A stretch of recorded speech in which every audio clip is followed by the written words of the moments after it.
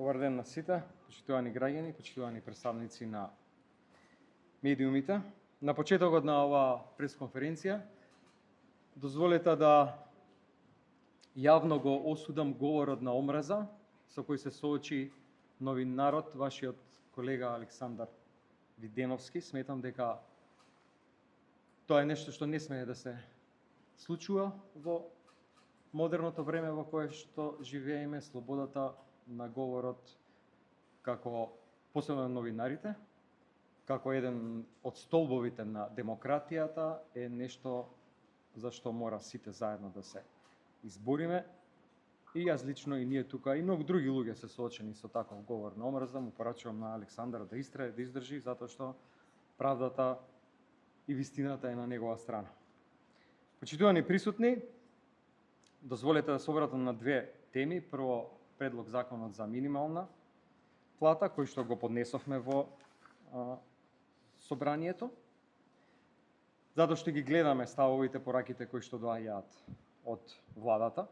Имено стандардот на работниците практично е срозен изминатите 2 години, соочени со ситуација во која што владата на ВМРО и ЗНАМ ништо не направија за да платите имаат континуиран соодветен раст, за да може луѓето да излезат и да врзат до крајот на месецот, во услови кога цените неконтролирано растат, кога синдикалната кошничка надминува 66.000 денари, само за храна и пијалоци е потребно повеќе од третина. Тоа барање, кое што го слушавме на протестот на Сојузот на синдикати за минимална плата, е сосема на место, соодветно, и се темели на реални потреби на работниците. Затоа го поднесовме законот за 600 евра минимална плата. По втор пат го поднесуваме законот. Првиот пат беше на крајот на 24 година, тогаш власта го одби. И тука на површина излегува континуитетот на нашите политики, имено континуирано растеше минималната плата за време на мандатот на владата на Социјалдемократскиот сојуз на Македонија. Тогаш кога имаше протести или протести во најава, тогашната опозицијска партија ВМРО-ДПМН тие ги поддржуваше, а сега кога има можност и кога треба платите да им ги зголеми, тоа не го прави. И тука на површина, освен што излегува конзистентноста на нашите политики, излегува на површина и ливното лицемерие. Ништо не прават за да го подобра стандардот на граѓаните. Не може да има пари само за луксузирање, за 161 тендер за една фирма, за луѓе блиски до ВМРО-ДПМН, до оваа власт, за една мала група на луѓе околу врвот на власта, а сите други да страдаат во државата. Затоа ќе го кажам и нашиот предлог како да се стигне до парите кои што се потребни за да се зголеми минималната плата и со тоа да се обезбеди достоинствен живот на работниците. Значи, според законот кој што го поднесовме, нашата пресметка, за тоа се потребни 7,5 милиарди денари, односно 120 милиони евра. Купните буџетски расходи за 26-та година се планирани на рекордни 365,5 милиарди денари, што е историски највисоко ниво, а имајќи предвид дека не се прави ништо за доброто на работниците, очигледно е дека огромниот процент од овие пари ќе оди за комоција на власта и ништо друго, и за партизирање на администрацијата, односно вработување со договор на дело на партиски војници, кои што секојдневно го гледаме во Министерството. Првата ставка, категорија 42 од буџетот, стоки и услуги, каде што се планирани 27,5 милиарди денари.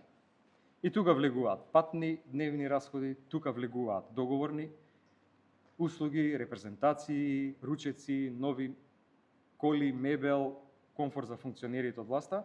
Ако се скрати помеѓу 20 и 30% од оваа категорија, се стигнува до сума на пари од 5,5 до 8 милиарди денари, односно 90 до 130 милиони евра.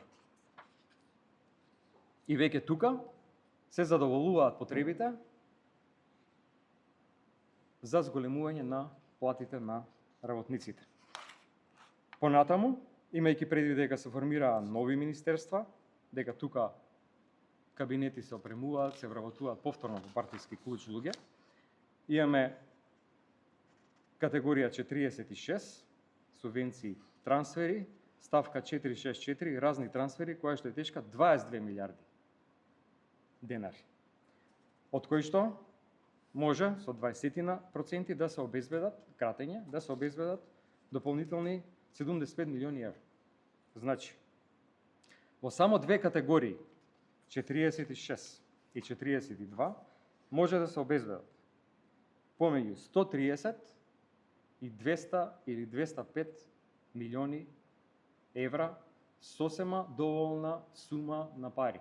Прво, да се зголемат платите на работниците до 600 евра и, одам чекор понатаму, да се излезе во пресред на барањето и потребата на приватните компании да се субвенционираат придонесите за разните осигурувања со цел да и приватните компании ги зголемат платите на работниците без да имаат дополнителен терет во плаќање на придонесите.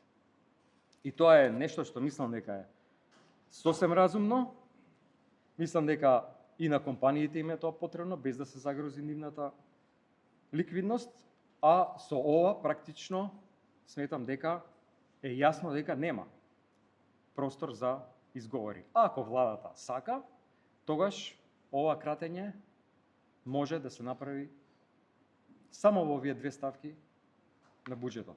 Нека дадат предлог за ребаланс, веднаш ќе го поддржиме во собранието. Не може да се планира пари само за луксузирање, за патување, а да нема пари за основните потреби на работниците. Помина скоро пола мандат од оваа влада. Еве, веќе е месец февруари. Во првите 2 години од владата на СДСМ до 2019 година, социјалната помош се зголеми за 300%, од 3.000 на 11.700 денари.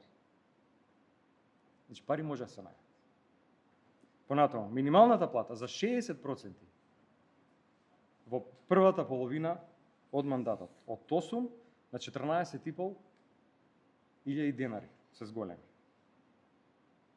Во здравството, во првата половина од мандатот, платите на докторите практично се дуплираа, преку основно зголемување на 40% и повеќе од триплирање на сумата која што докторите земаат и медицинските сестри за дежурства и надоместоци за ноќните смени. Значи, ако се сака, ако се има вистинска желба, волја, ако се има идеја да се излезе у пресред на потребите вистински на граѓаните, во буџетот има средства да се најдат и еве како тоа сметам дека може да се направат.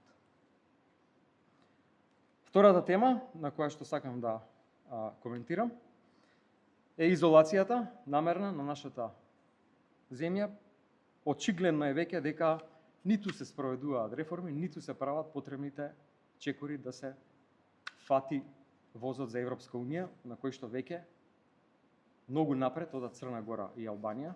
Црна Гора веќе го пишува договорот за пристап во Европската Унија, веќе се затвораат сите поглавија. Тоа што нема желба оваа влада да се направат вистински реформи во правосудството, од тоа што дополнително се прави партизација на сите, во сите инстанции во правосудството, обвинителство, суди и така натаму, е доказ дека се нема желба и волја да се оди понатаму.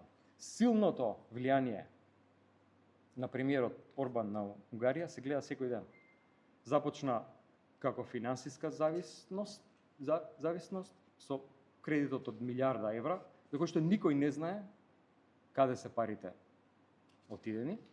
Понатаму во дело на транспортот, преку приоритизирање на пругата север-југ и покрај тоа што коридорот 8 е не само за транспорт, туку и безбедносен коридор, кој што се стави у втор план, се прекина, па сега еве се прават обиди да се продолжи.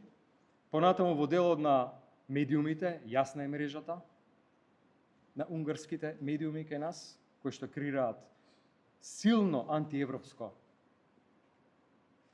расположение кај граѓаните, тоа го гледаме секојдневно. И еве сега последно со некаков проект во енергетиката, кој што повторно е заинтересирана фирма блиска до премиерот Орбан. Очигледно е дека ова е поврзано со вакви авторитарни режими на северот од нас, не држи во изолација. Премиерот јасно кажа дека нема да има уставни измени, веќе не ни крие дека нема да има чекор напред кон Европа. Ја цитирам за жал и председателката, измислен е патот кон Брисел. Граѓаните мора да знаат дека оваа влада ја држи земја во изолација, оставена во овие комплексни геополитички случувања како изолирана земја на влијание на Русија.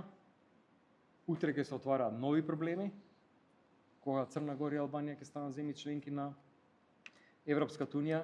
Еве го кај времето брзо поминува, тоа може да се случи за 1 или 2 години, 2027, 2028, времето минува, ништо кај нас не се случува, нема реформи, нема чекор напред. Можеа да се започнат реформите уште целиот пат кој што ВМРО ДПМН и тогаш го блокираше во 23-та година, веќе се поминати 3 години од тогаш, а ние стоиме во место изложени на дефокус, на лажни кампањи, на ширење на антиевропски наратив, на криминални тендери. Тоа е све што оваа власт за жал прави. Благодарам.